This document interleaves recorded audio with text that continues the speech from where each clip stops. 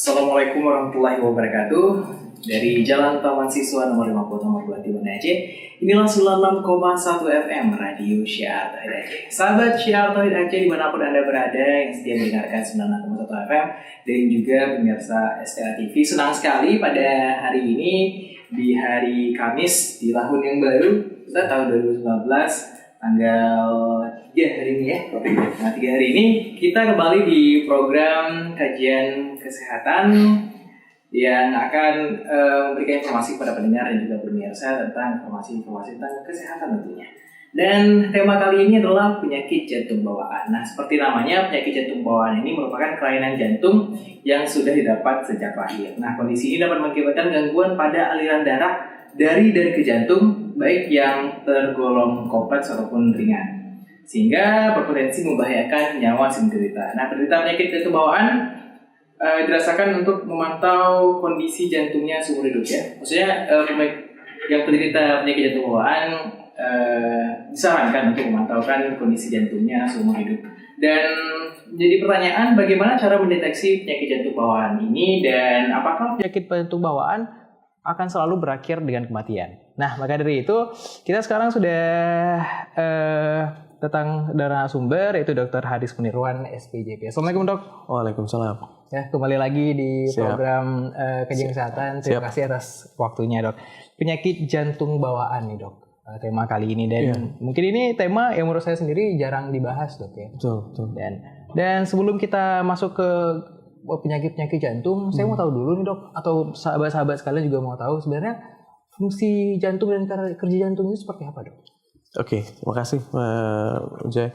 Jadi jantung ini salah satu organ vital ya, yang ada pada manusia. Dia terdiri dari 4 ruangan. 4 ruangan ada, kalau bahasa awamnya kita bilang serambi, lalu bilik ya. Tapi kalau bahasa kedokterannya atau bahasa ilmiahnya, yang 2 di atas itu disebut atrium, yang di bawah disebut ventricle. Perannya adalah memberikan suplai darah yang dibutuhkan oleh tubuh. Jadi dia memompa darah yang bersih. Darah bersih ini adalah darah yang sudah mengalami pertukaran oksigen di paru-paru. Ini udah bersih nih, artinya tinggi oksigen. Dipompakan oleh jantung ke seluruh tubuh, ke otak, ke kaki, ke hati, ke ginjal, kemana-mana, untuk mencukupi nutrisi badan. Setelah darah tersebut dipakai oleh badan kita untuk metabolisme, maka oksigennya akan berkurang dan darah akan kembali lagi ke paru-paru untuk dilakukan pertukaran oksigen lagi.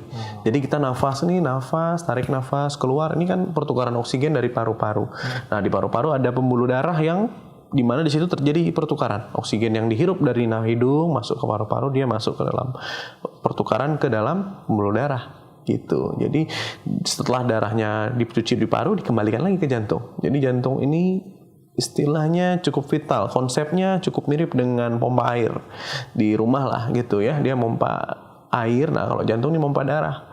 Jadi darah yang bersih dipompakan ke seluruh tubuh, setelah dipakai oleh tubuh dikirim lagi ke paru nyuci, artinya nukar lagi oksigen, kembalikin lagi ke jantung pompa lagi. Gitu. Jadi tujuannya adalah memberikan nutrisi yang cukup untuk badan. Jadi kita makan, apapun yang kita makan masuk lewat lambung, diserap, diusus, semuanya dikembalikan ke darah. Tapi gimana caranya nutrisi itu dihantarkan? Itu kerjanya jantung, yang ngedorong jantung. Kita bernafas, oksigen tukarnya di paru, tapi yang ngirimin paru ke seluruh tubuh, oksigen jantung juga gitu. Jadi poinnya cukup sentral nih kalau kolbun ya, kalau bahasa ini ya jantung ya. Baik, dan itu sedikit penjelasan tentang jantung. Dan seperti yang kita ketahui bersama bahwa jantung itu adalah organ yang sangat vital sekali dan sangat diperlukan sekali dok ya. Dan tema pembahasan kita penyakit jantung. Sebenarnya apa sih penyakit jantung bawaan dan apa sih penyebabnya dok? Iya, kan dibilangnya penyakit jantung bawaan ya. Jadi penyakit jantung bawaan adalah sekumpulan penyakit pada jantung ya. Jadi jantung ini mengalami penyakit yang disebabkan oleh dari lahir dia udah begitu gitu. Jadi dibawa sejak dia lahir. Jadi bukan didapat. Kebanyakan kan penyakit ini didapat. Jadi misalnya infeksi ini kan karena ada kuman. Itu kan penyakit yang didapat. Diabetes misalnya karena pola hidupnya tidak sehat didapat. Serangan jantung, koroner yang kita bahas lalu itu juga didapat. Tapi kalau penyakit jantung bawaan ini adalah sejak anaknya lahir dia sudah ada kelainan pada jantung. Nah, mungkin definisinya itu ya, penyakit jantung adalah sekumpulan penyakit di mana terjadinya gangguan pada jantung yang dibawa sejak lahir. Mungkin itu definisinya. Dan faktor apa saja yang meningkatkan resiko terserang penyakit jantung bawaan? Ya, sebenarnya untuk secara luas penyakit jantung bawaan ini cukup banyak ya. Ada yang bertahan hingga dewasa, ada yang pada anak-anak saja akhirnya meninggal misalnya begitu. Ada yang jenisnya bocor, ada yang sempit katupnya, ada yang tumbuh tidak sempurna, ada juga yang gangguan listrik jantungnya. Jadi banyak, agak luas ya memang spektrumnya. Tapi kalau ditanya penyebab, memang untuk penyebab pastinya belum ada penelitian yang definit ya. Artinya, kalau penyakit bocor ini karena ini, penyakit ini karena ini, itu belum ketemu kita.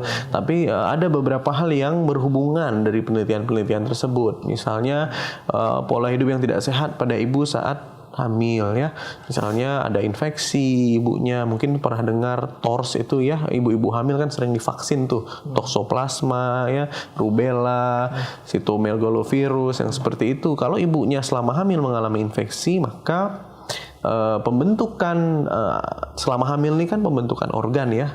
Nah, terutama yang terganggu adalah proses pembentukan jantungnya gitu. Yang kedua, biasanya orang tua yang punya riwayat genetik kelainan jantung sebelumnya ini memiliki risiko yang lebih tinggi melahirkan anak dengan penyakit jantung bawaan dibandingkan yang tidak. Lalu misalnya merokok saat hamil ya, konsumsi alkohol ini juga meningkatkan resiko-resiko penyakit jantung bawaan. Tapi kalau penyebab pasti tentu memang masih butuh workup lebih lanjut. Kalau kita baca-baca penelitian, mereka bilang untuk penyebab pasti masih kita evaluasi. Tapi yang penelitian yang berhubungan dengan kejadian tersebut ya yang tadi saya sebut. Jadi pola hidup tidak sehat, rokok, alkohol, infeksi bawaan memang dari orang tua sebelumnya itu meningkatkan risiko penyakit jantung bawaan gitu. Baik. Dan walaupun belum tahu penyebab pastinya, tapi ada hal-hal yang bisa meningkatkan potensi itu dok ya. Dan saya dengar tadi jenis-jenis penyakit jantung bawaan banyak ya. Jadi apa saja jenis penyakit bawaan? Ya, kalau pada sebenarnya jantung ini kan ada 4 ruang ya. Jadi bisa ruang 4 ini nggak terbentuk sempurna. Jadi hanya 3 ruang. Atasnya serambinya cuma 1, biliknya 2. Atau bisa juga serambinya 2, biliknya 1. Jadi cuma 3 kamarnya, nggak 4 gitu. Atau 4-4-nya ada, tapi antar kamar, antar ruang jantung ini bocor dia. Bocor. Darah jantung kiri ini memompa darah yang sudah bersih, sudah ada oksigen. Jantung kanan ini memompa darah ke paru-paru, darah yang kotor atau darah yang belum memiliki kadar oksigen yang tinggi gitu.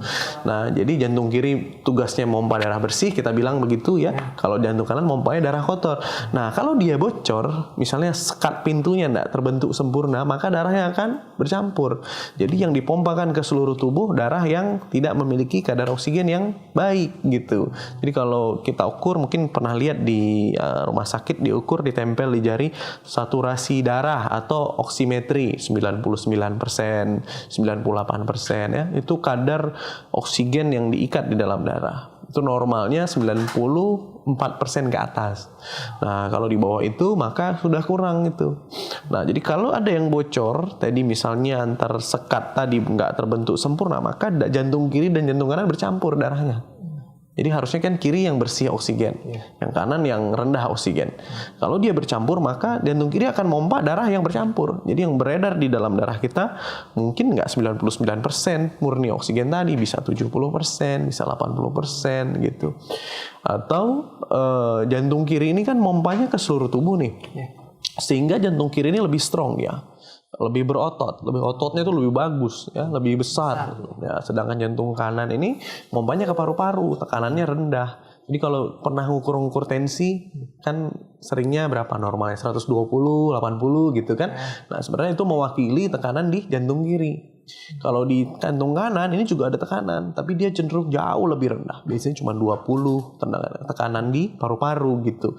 Nah, kalau dia bocor maka tekanan di jantung kanan ini kan lebih rendah. Maka darah akan cenderung memilih ke yang lebih rendah. Maka aliran darah ke paru-parunya akan lebih banyak dibandingkan yang ke seluruh tubuh, sehingga paru-parunya akan terbanjiri darah terlalu banyak, maka akan berat kerja paru-parunya, bisa menyebabkan penumpukan cairan pada paru, sesak anaknya gitu. Itu base kalau yang jenis yang bocor. Ada lagi jenis yang tidak sempurna tadi, tidak terbentuk salah satu ruang katupnya, maka kinerja tadi terganggu nih antara kiri dan kanan jantung ini, koordinasinya tidak baik. Ada lagi yang sempit dia. Jadi misalnya dari jantung kiri ini dia harusnya mompa ke seluruh tubuh. Nah, tapi pintu katupnya ini nggak terbentuk sempurna gitu. Hanya terbuka sedikit saja. Jadi misalnya pintu ini kan harusnya kita bisa buka aplong ya. Nah, ini kalau pada kelainan bawaan dia cuma bisa kebuka sepertiga, sebenarnya bisa kebuka setengah, maka tidak bisa semua darahnya lewat, hanya sedikit yang bisa lewat, maka aliran seluruh tubuhnya akan sedikit gitu. Itu jenis-jenisnya. Jadi bisa, kalau di beberapa kepustakaan dia membagi dua penyakit jantung, sianotik dan asianotik. Sianotik ini yang biru, asianotik ini yang tidak biru. Biru itu apa? Jadi pada orang-orang yang darahnya bercampur, bila saturasinya rendah ya, di bawah 90%, maka aliran ke seluruh tubuhnya yang dialirkan adalah darah yang tidak memiliki oksigen yang tinggi. Efeknya apa? Maka kecukupan oksigennya kan nggak cukup. Maka kita bisa lihat di ujung-ujung jarinya tuh biru warnanya. Atau orang dewasa juga bisa. Penyakit jantung bawaan ini kan konteksnya bukan hanya anak, sampai dewasa dia bisa survive. Jadi ujung-ujung jarinya biru ya, bibirnya biru, tumbuh kembangnya nggak bagus pada anak, kok nggak naik-naik beratnya, terus nafasnya pakai otot dada, nafasnya kok susah nih anak, terus minum susunya putus-putus, minum ASI, baru minum 5 menit udah berhenti dia, nggak mau lagi karena sesak dia, minum lagi 5 menit berhenti, tuh terputus-putus minum susunya, berat badan tidak mau naik. Yang ketiga, infeksi paru berulang. Jadi karena aliran ke paru tadi yang bocor kita cerita, aliran ke parunya terlalu banyak, maka lembab paru-parunya, memancing kuman-kuman untuk lebih mudah menginfeksi paru-parunya. Jadi gejalanya anaknya kok sering batuk panas berulang, kok bentar-bentar demam, gitu ya. Itu gejalanya. Jadi anak-anak yang biru ini disebut tadi penyakit jantung bawaan sianotik. Tapi ada juga ya penyakit jantung bawaan yang nggak bikin biru, tetap merah dia. Dan hanya bocor saja, tapi saturasi yang beredar di dalam darahnya baik, gitu. Maka ini jenis yang asianotik. Gitu. Berarti banyak jenis-jenisnya. Ada golongannya juga. Dan untuk mengetahui bahwa ternyata anak saya ini ada jantung bawaan atau saya sendiri ternyata ada gejala jantung bawaan, tadi gimana dok? Cara mendiagnosisnya dari sendiri? Kebanyakan yang di-refer ke kita ya, dokter jantung atau dokter anak, konsultan jantung, biasanya ditemukan, kalau yang ringan ya ditemukan nggak sengaja biasanya. Jadi kadang-kadang dokternya meriksa di jantung, kok bunyinya beda gitu ya, bunyi detak jantungnya harusnya kan lup-dup. Nah begitu normalnya, ini ada bunyi-bunyi tambahan di jantung sehingga dicurigai ada penyakit jantung bawaan. Makanya biasanya itu yang di-refer ke kita lihat rekam jantungnya, kita USG, echo ya, baru kelihatan tuh ternyata di sini bocor, di sini bocor. Itu dari aspek yang biasanya sering begitu. Tapi untuk mendiagnosis biasanya yang tentu keluhan ya. Kalau anaknya masih kecil, kalau dia jenisnya yang yang jenisnya yang sianotik atau yang biru tadi ya, tentu kalau dia menangis anaknya biru dia. Bibirnya bertambah biru ya. Kadang-kadang kalau nggak nangis nggak biru gitu. Tapi kalau dia nangis kuat, nangis gitu, bibirnya akan biru, jari-jari akan bertambah biru gitu. Terus gejala lainnya juga kalau punya anak kok anaknya napasnya kok nggak enak ya, napasnya kok nggak tenang gitu, susah narik nafasnya, otot-ototnya kepake semua. Terus tadi anaknya kok sering batuk panas, minum obat sembuh, seminggu lagi batuk panas lagi, sembuh lagi, sebulan depan batuk panas lagi, berulang-ulang. Terus kok dari kecil nih anak nggak naik beratnya, susah sekali. Ini pada anak-anak. Nah kalau jenis yang biru, kalau pada yang lebih dewasa, biasanya keluhannya itu mudah capek orangnya. Jadi jalan sedikit capek, jalan nggak jauh, mungkin 100 meter butuh berapa kali berhenti untuk bisa sampai ke sana. Ya, terus sesak, tidurnya cenderung lebih nyaman agak tinggi, 2-3 bantal ya, nggak bisa tidur datar. Kalau tidur datar dia sesak, dia batuk, dia perlu agak hampir duduk gitu ya. Terus kakinya bisa bengkak, batuk-batuk malam. Nah, gejala-gejalanya seperti itu yang kita curigai ke arah sana, ke arah penyakit jantung bawaan. Kalau ada keluhan-keluhan seperti itu, maka sebaiknya memang kita periksa lebih lanjut. Kita bisa memeriksa dengan beberapa modalitas. Yang pertama, selain pemeriksaan yang oleh dokter, kita akan dengar tuh biasanya kok beda nih bunyi jantungnya gitu. Karena kalau bunyi bocor tuh kita beda, bunyi sempit tuh ada lagi jenisnya beda. Kita bisa tahu, oh nih kemungkinan nih bocor nih di sebelah sini. Oh nih kemungkinan sempit nih katupnya di sebelah sini. Gitu. Selain pemeriksaan fisik, kita bisa menilai juga dari rekam listrik yang dulu kita bicarakan EKG ya. Kita bisa melihat jantung kirinya besar misalnya, atau jantung kanannya yang besar misalnya. Atau kok jantung kiri rekamnya berbeda sehingga kelihatan kecurigaan kita, oh kemungkinan jantung kirinya nggak tumbuh sempurna, gitu juga bisa. Terus selain pemeriksaan EKG, kita juga bisa memeriksa itu tadi ekokardiografi. Prinsipnya sama kayak ibu hamil nih, di USG kan di perut nih ya. Kalau pada jantung kita dia lebih atas, posisinya kan jantung sebelah kiri. Kita tempel seperti alat USG kehamilan, tapi kepalanya tuh beda jenis. Kita bisa lihat langsung bahwa oh ternyata nggak 4 ruang nih, cuma 3. Oh ternyata di sini ada bocor. Oh ternyata di sini ada yang sempit. Gitu. Itu kita bisa bedakan. Kalau misalnya untuk ibu sedang masa kehamilan itu bisa diagnosis nggak? Mungkin ada bagaimana itu, Dok?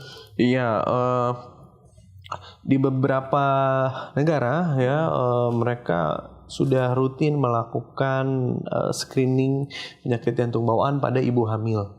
Jadi ada alat USG-nya memang yang frekuensinya lebih kita bilang dia lebih bisa melihat lebih baik ya. Jadi pada ibu hamil kita bisa USG tuh, ibu anaknya bisa kelihatan jantungnya. Nah, memang butuh alat khusus kadang untuk kita periksa maka kita bisa menilai jantung anak itu selagi hamil pun bisa. Kita USG gitu ya. Nah, di beberapa negara maju mereka sudah rutin men-screening jantung anak selama kehamilan. Ibunya hamil nih, oh dia udah ngecek nih, oh anaknya sehat, oh anaknya coba screening jantungnya, oh udah kelihatan nih bocornya gitu, oh udah kelihatan nih pembentukannya nggak sempurna, sehingga udah di-prepare, siap-siap anaknya lahir, timnya udah langsung siap untuk melakukan perbaikan jantungnya gitu. Tapi di Indonesia mungkin belum rutin untuk screening, tapi kita sudah bisa melakukannya di beberapa tempat ya. Di Jakarta ada beberapa center yang bisa melakukan itu, men-screening sejak kandungan. Jadi itu sebenarnya perlu juga dilakukan untuk segera screening, ya. Agar nanti bayi ketika lahir langsung bisa dilakukan penanganan. Ya. Baik, Dok. Dan kita, Dok, sudah bahas bagaimana sakit jantung, apa itu jenis penyakit jantung bawaan, jenis-jenisnya, gejalanya. Dan untuk mungkin ada sahabat-sahabat Syiar Tauhid Aceh yang ingin bertanya, bisa langsung SMS ataupun WhatsApp ke 0852 1414 2314. Nah, Dok, kita lanjutkan pembahasan kita, Dok.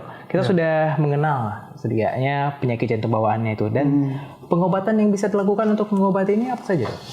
Ya, ada beberapa jenis tadi kan kita sudah bahas. Pada yang bocor ya, beberapa jenis yang bocor ini kadang saat dia lahir dia memang bocor nih jantungnya ya. Tapi seiring dengan pertambahan berat badan, pertambahan usia, kadang-kadang itu bisa nutup sendiri. Itu ada jenis yang seperti itu. Tapi ada juga yang jenis yang lain yang memang tidak akan nutup sendiri gitu ya. Artinya yang bocor tetap ada, pembuluh darah yang dalam kandungan yang harusnya hilang saat dia lahir tetap bertahan. Maka penanganannya ada beberapa jenis. Ada jenis-jenis yang harus dioperasi. Misalnya bocor tadi ya. Ada juga jenis yang tidak perlu operasi. Misalnya tadi yang bocor tadi, kalau posisi bocornya pas di tengah ya, maka kita bisa pasang seperti payung dia. Jadi masuk lewat tangan atau lewat paha, selang seperti di kateter koroner dulu yang saya jelasin ya. Balon. Dia masuk ke rongga jantung, dia udah membawa alat itu. Jadi kita masukkan kayak payung, dia kan prinsipnya bocor lah, kayak dinding nih nggak ada tengahnya nih. Nah kita bawa alatnya payung, dia menutupi yang bocor. Loh, gitu. Kita lepas aja udah, dia ngejepit di situ, menggantikan, mengisi area yang bolong itu. Itu yang tidak operatif, yang tidak operasi. Nah sebenarnya itu bisa dilakukan pada jenis-jenis yang tertentu. Jadi kadang-kadang kalau posisinya terlalu di ujung ke bawah, dia kan butuh lokasi untuk ngejepit nih. Jadi kan kayak jepitan. Maka kalau dindingnya sebelah kanan sebelah kirinya ada area jepitan, dia bisa ngejepit gitu. Ngejepit. Tapi kalau posisinya di ujung, misalnya dipentok di dinding, nggak bisa dia untuk ngejepit. Wah, gitu. Atau posisinya terlalu jauh, atau terlalu dekat sama si katup yang bergerak. Kalau dijepit ngeganggu kerja katup. Nah maka itu nggak bisa jenis yang itu. Pada yang sempit juga bisa kita gunakan balon ya, sama tindakan tadi sekarang kateter masuk, kita masukkan ke katup yang sempit, kita kembangkan balonnya supaya samanya kayak pintu ini keras. Maka kita dorong dengan paksa keras supaya dia ngebuka gitu. Nah, ini balon juga bisa seperti itu. Kita masukin selang tadi, ada balon, kita kembangkan, saat kita buka, maka area yang sempit itu akan terbuka lebih lebar gitu. Nah itu yang tidak operatif. Jadi bisa ada yang harus dibalon, ada yang bisa pakai payung tadi, atau yang harus operasi memang. Jadi yang bocor tadi dioperasi, dijahit. Yang posisi di ujung tadi misalnya itu harus dijahit oleh dokter bedah jantung. Jadi dia ngebuka, dia jahit di situ misalnya. Atau kalau yang jenis-jenis yang adanya pembuluh darah yang bertahan, harusnya ada pembuluh darah yang dia nggak ada lagi setelah anak itu lahir gitu, tapi ini bertahan, namanya PDA. Nah kalau itu bertahan terus, maka anaknya aliran ke parunya akan terlalu banyak sehingga dia mudah batuk pilek, sesak. Nah kalau tidak bisa dengan tidak menutup sendiri, maka operasi dapat dilakukan untuk mengikat pembuluh darah tersebut gitu. Jadi ada jenisnya operatif, ada yang tidak operatif, tergantung kasusnya. Tergantung kasusnya. Iya, tergantung kasus. Baik. Dan dok, untuk yang penderita penyakit ini ketika sudah menjalankan operasi, tergantung penyakitnya ya, berapa sih tingkat keberhasilannya? Ya, tergantung penyakitnya lagi tentu ya. Kalau yang simple artinya cuman hanya bocor saja gitu ya, itu tentu bagus ya, bisa mungkin 95% ke atas. Jadi hanya sekedar jahit saja selesai urusannya. Bagian yang bocor tadi kan, ini kan daging ya, otot ya, begitu bocor dia akan jahit, akan nutup nih gitu. Atau di bagian bocor dia akan menambah patch, namanya ada buatan sintetik begitu yang tidak mengindus alergi, dia menggantikan posisi yang bolong itu dijahit. Nah itu menutupi kebocoran tadi. Kalau itu yang simple tadi keberhasilan tinggi, 92% ke atas. Sebenarnya kalau dari aspek keberhasilan cukup baik ya secara umum. Yang bocor tadi, yang sempit, yang ada pembuluh darah tambahan yang kita ikat cukup baik gitu keberhasilannya. Tapi ada jenis-jenis yang kompleks. Yang kompleks ini misalnya ruangnya tidak ada 4 tadi, dan harusnya 4, dia cuma ada 3. Nah ini maka kita harus membuat jalur sirkuit, jalur tambahan untuk menggantikan peran si ruangan yang tidak ada tadi gitu. Jadi kita menambah jalan di dalam rongga jantung. Jadi kita kayak tukang ledeng, mengubah-ubah alur sehingga yang penting sirkulasinya baik. Pokoknya darah kotor dan darah bersih tidak bercampur, ke paru tetap ada, ke seluruh tubuh tetap ada gitu. Nah pada kasus-kasus ini biasanya memang survivalnya atau umur harapan hidupnya cukup rendah gitu. Kadang-kadang nggak sampai dioperasi udah keburu meninggal duluan gitu. Dari lahir udah biru sekali misalnya, karena aliran tadi nggak ada percampuran yang baik, maka udah keburu meninggal. Nah kalaupun dioperasi butuh beberapa kali operasi, nggak selesai sekali bisa. Bahkan ada yang sampai 3 kali operasi gitu kalau yang kompleks tadi gitu. Baik dok. Dan kita sudah mengetahui cara pengobatan dan tingkat keberhasilannya dok. Dan yang bocor tadi bisakah sembuh total dok? Setelah operasi, mungkin waktu kecil, apakah sudah tidak ada masalah lagi atau? Iya. Nah ini kembali lagi tergantung kondisi pasien ya. Jadi kalau jenis bocornya tidak terlalu besar, hanya kecil, setelah kita pasang payung misalnya, atau setelah dioperasi selesai problemnya. Itu darahnya udah nggak bercampur lagi. Darah jantung kanan dan kiri udah kerja masing-masing, nggak ada masalah. Sembuh total tentu. Terus yang tadi, yang PDA tadi, ada pembuluh tambahan yang harusnya pada masa janin ada, pas lahir dia menutup. Kalau kita jahit, kita ikat, itu selesai urusannya. Nggak ada masalah. Tapi ada jenis-jenis lain yang memang harusnya tadi saya bilang kalau ke sistemik ini kan harusnya jantung kiri nih yang kerja kan, karena dia ototnya besar. Sedangkan ke paru nih harusnya jantung kanan yang kerja karena dia kecil gitu. Nah pada kelainan anak tertentu ini ketukar posisinya. Yang kecil ini bertanggung jawab untuk sistemik, untuk seluruh tubuh. Sedangkan yang besar ini bertanggung jawab untuk paru. Nah maka dia nggak akan sanggup si jantung kiri ini. Maka kadang-kadang kita bisa operasi untuk memperbaiki sirkulasinya tetap normal, tapi si jantung ini tetap butuh support obat-obatan karena dia didesain memang bukan untuk yang berat gitu kerjanya, jadi dia nggak mampu, maka butuh obat-obatan tertentu yang kita berikan untuk meringankan kerja jantung. Jadi ada jenis yang bisa sembuh total setelah operasi kah misalnya, atau setelah dilakukan tindakan non operatif bisa sembuh total, nggak ada masalah, bisa tumbuh dengan baik, bisa olahraga, bisa kerja, nggak ada masalah. Banyak jenisnya. Bahkan karena persentase jenis yang paling banyak itu VSD, ASD, sekat yang bocor tadi. Itu bisa kita selesaikan dengan sembuh total. Tadi kalau dioperasi selesai problemnya. ASD tadi juga yang kalau dibocor di bawah namanya VSD. Kalau bocor di atas, yang 2 ruang di atas itu namanya ASD, yang 2 ruang di bawah namanya VSD. Ventricular septal defect. Defect septum, sekat. Nah, kalau di atas atrium. Nah, kalau yang jenis-jenis ini biasanya bisa sembuh total. Jadi setelah ditutup dengan payung tadi atau dioperasi, dia bisa aktivitas seperti biasa, nggak ada masalah. Bahkan mungkin bisa lepas obat, nggak perlu sama sekali gitu. Tapi kalau jenis yang kompleks tadi ya mungkin lebih nyaman pasiennya. Artinya sebelum dioperasi dia nggak bisa ngapa-ngapain, biru anaknya, tapi setelah dioperasi dia jadi kembali saturasi dalam darahnya baik, tapi tingkat kebugarannya nggak bisa seperti orang normal. Ada juga yang seperti itu, sehingga dia masih butuh obat-obatan gitu. Berarti tergantung jenisnya, ada jenis yang sembuh total, ada yang ketergantungan terhadap obat. Beda terakhir sebelum kita menjawab pertanyaan dari pendengar, untuk orang tua, karena kita tahu ini penyakit jantung bawaan, jadi adanya ketika pembentukan janin dan bawaan lahir. Apa sih yang bisa dilakukan orang tua agar mengurangi resiko anaknya ini nanti lahir dengan cedera jantung? Ya tentu yang paling penting adalah pola hidup sehat selama sebelum hamil, saat hamil, dan setelah hamil tentu ya. Karena penyakit jantung bawaan ini kan spektrumnya luas, bukan hanya anak yang baru lahir, karena itu dapat juga kita temukan pada yang dewasa. Nah, tentu sebelum hamil harus dihindari konsumsi-konsumsi yang intinya yang tidak sehat, merokok, alkohol, seperti itu ya. Saat hamil juga ibu-ibu nggak boleh sembarangan konsumsi obat-obatan, karena yang paling sering menyebabkan penyakit jantung bawaan itu konsumsi obat-obatan. Jadi obat-obatan jenis lain yang mungkin dia nggak notice gitu, oh saya nih hamil, nggak tahu dia hamil, akhirnya obat-obatan masuk. Ada jenis-jenis antibiotika, kan kadang-kadang kita demam batuk pilek dikasih antibiotik tuh sama bisa oleh dokter misalnya. Nah kita nggak tahu nih hamil, kadang-kadang ada jenis-jenis yang membahayakan kandungan gitu. Jadi makanya selama hamil harus sehat, jaga pola hidup yang sehat, tidur cukup, makan yang bergizi, minum cukup untuk mencegah sakit gitu. Jadi kalau sakit tadi tentu infeksi yang saya bilang tadi, toksoplasma dan sebagainya, itu kalau dia terinfeksi itu akan mengganggu pembentukan janin.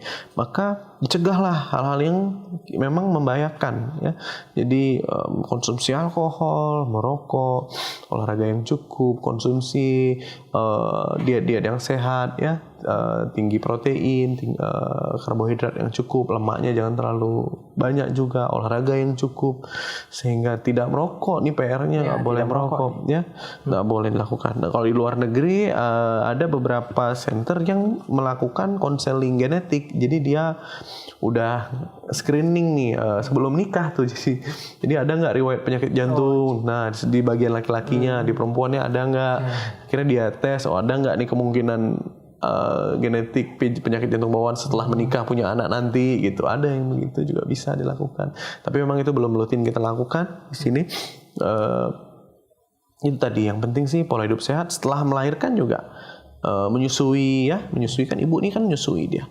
Tapi kalau dia minum obat-obatan yang tidak diperbolehkan selama menyusui, jadi saat dia menyusui obat yang dia minum itu dialirkan juga lewat susu ke anaknya, maka anak-anaknya akan terganggu tumbuh kembangnya gitu. Itu sih yang penting dihindari. Baik, Dok. Dan kita ke sesi tanya jawab, Dok, sedikit saja karena waktu juga. Assalamualaikum dokter, penyakit jantung bawaan apakah bisa diobati dan cara pengobatinya? Mungkin ini sudah dijawab tapi bisa dijelaskan lagi, Dok. Iya, tentu ini jantung bawaan ini spektrum yang cukup luas, banyak jenisnya, ada yang bocor, ada yang sempit, ada yang kelainan katup, ada yang tidak tumbuh sempurna, ada yang gangguan listrik jantung. Sebagian bisa diobati dengan baik ya, bisa diobati dengan sempurna, kita bisa bilang begitulah ya, sembuh total sehingga tidak memerlukan obat-obatan untuk lanjutan. Pada jenis-jenis yang lain bisa diobati tapi tidak total, artinya dia masih butuh obat-obatan selanjutnya untuk menjaga kebugaran dan kesehatan jantungnya gitu.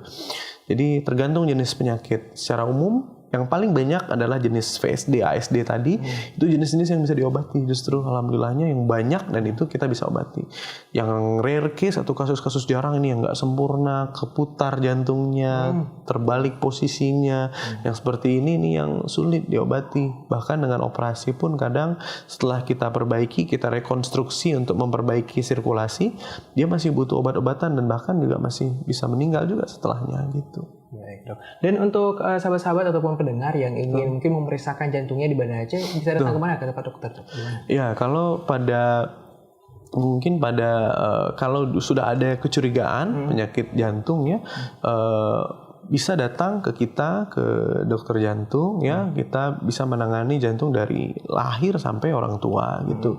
Tapi pada dokter anak juga mereka punya kemampuan itu untuk men-screening, mendiagnosis ya. Mereka kadang-kadang kok diperiksa ada bunyi nggak normal nih, kadang-kadang sejak lahir. Nah mereka refer ke kita. Kadang ada juga dokter spesialis anak yang memiliki, dia sekolah lagi khusus untuk mempelajari jantung anak juga ada. Jadi boleh ke kita, ke dokter jantung, insya Allah kita jalani beberapa. Kalau ada keluarga atau anak atau family yang keluhannya tadi biru anaknya, atau sesak, ataupun tadi nggak naik berat badan, batuk panas berulang, minum susunya putus-putus, minum asinya pendek-pendek. Nah ini atau tadi sebaiknya memang mengecekkan anaknya.